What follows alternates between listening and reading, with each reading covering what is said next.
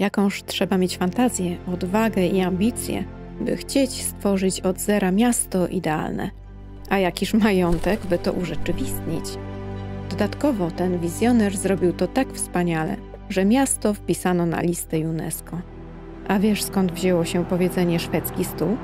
I kim była polska Mulan? Odkrywamy magnacki Zamość.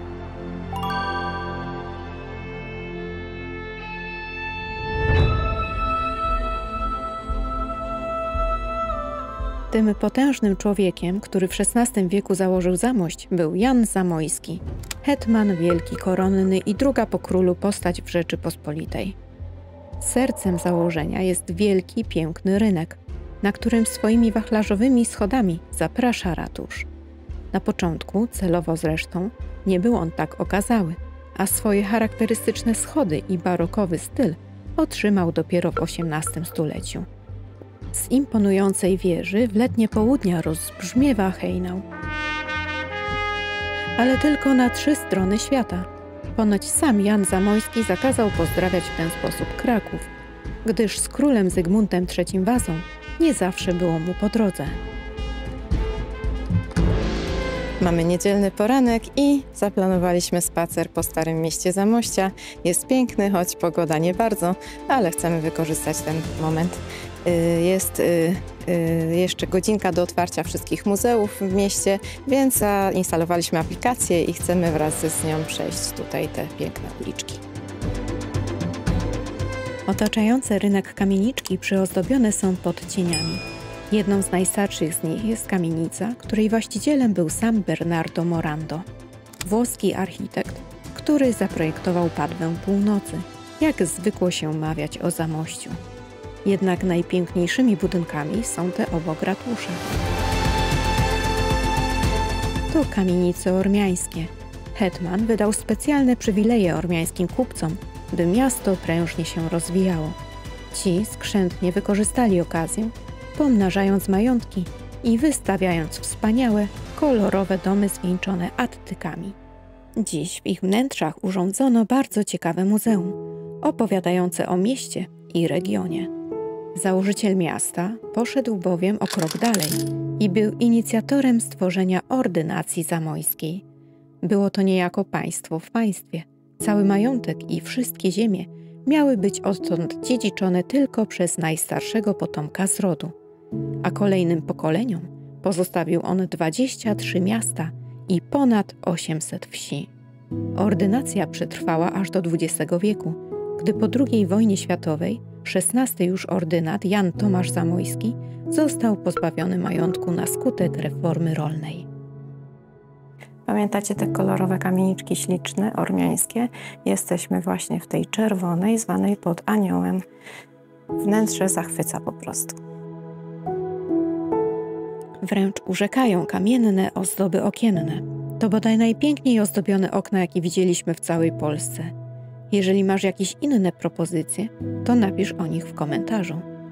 Muzeum jest bardzo bogate, bo prócz wystaw historycznych zorganizowano również archeologiczną oraz etnograficzną.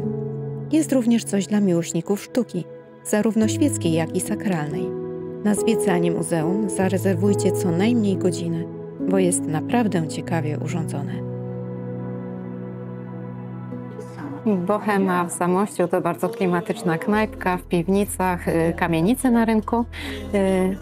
Siedzimy i smakujemy. Łukasz sobie wziął coś fajnego, bo ragu z dzika. Ja natomiast mam kurczaka, ale tutaj dodatki robią robotę, bo jest fasolka szparagowa moja ulubiona i jeszcze bardziej ulubione bataty. Po miłym posiłku wracamy do spacerowania. Rynek Wielki w Zamościu był tylko placem reprezentacyjnym, a handel odbywał się właśnie tutaj, czyli na rynku solnym. Obok fajny krasnalek. Nawiasem mówiąc, wędrując po mieście odnaleźliśmy wiele klimatycznych figurek związanych z poezją Bolesława Leśmiana, który tutaj mieszkał i pracował. Wracając jednak do rynku solnego, nazwa, jak nie trudno odgadnąć, związana jest ze składowaniem tutaj soli, towaru tak unikalnego w tamtych czasach. Do tylnej ściany ratusza przylega budynek dawnego więzienia. A skąd ta kotwica? Pochodzi ona ze statku o nazwie Ziemia Zamojska. Jest ona oryginałem i waży bagatela 7 ton.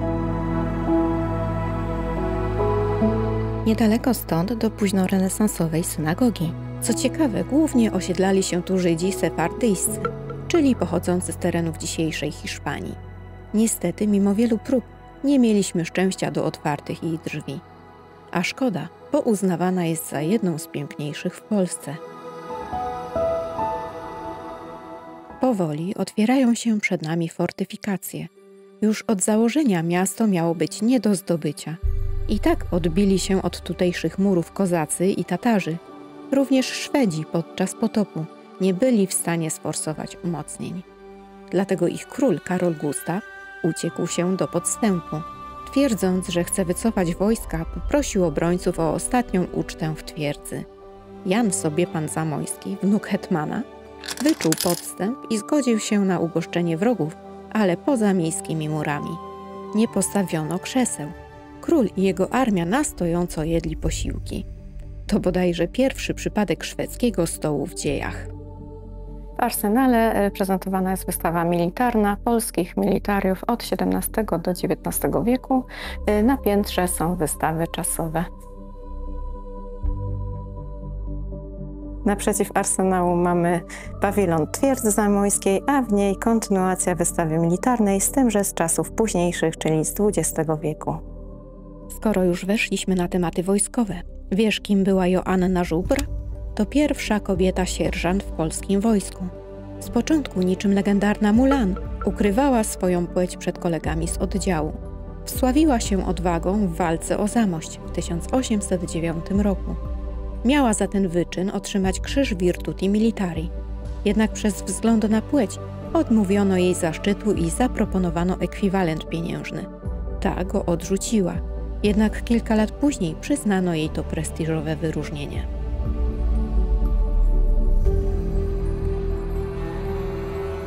Pomnik pierwszego żołnierza Zamościa dumnie stoi przed jego pałacem. A czy wiecie, że na wielkim rynku celowo ratusza nie postawiono na samym środku placu? W ten sposób zaznaczono, że to nie burmistrz jest panem Zamościa, ale główny lokator tego wystawnego budynku. Niestety dziś nie prezentuje się już tak wyjątkowo. Liczne przebudowy zrobiły swoje. Pałac stoi blisko innej, okazałej do dziś budowli – kościoła katedralnego.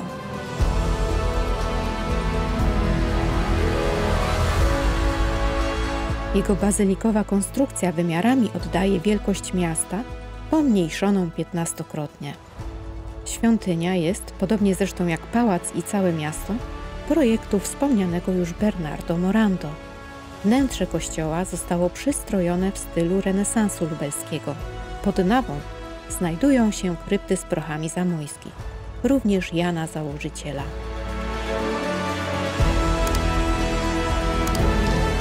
W panoramie miasta, prócz wieży ratusza, wyróżnia się również wieża późnobarokowej dzwonnicy katedralnej. W sezonie oferuje taras widokowy.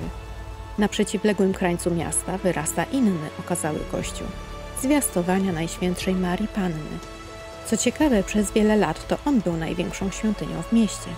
Jednak po kasacie kościoła z początku XIX wieku budynek obniżono i utworzono tutaj magazyn, najpierw słomy i siana, a później artylerii. Dopiero pod koniec XX wieku przywrócono mu funkcje sakralne. W pobliżu kościoła możemy polecić hotel Sukcesor, w którym spaliśmy i pokrzepieni pysznym śniadaniem wybieraliśmy się do pobliskiego, jesiennego Roztoczańskiego Parku Narodowego. Z przyjemnością Ci polecamy ten film. Pozdrawiamy.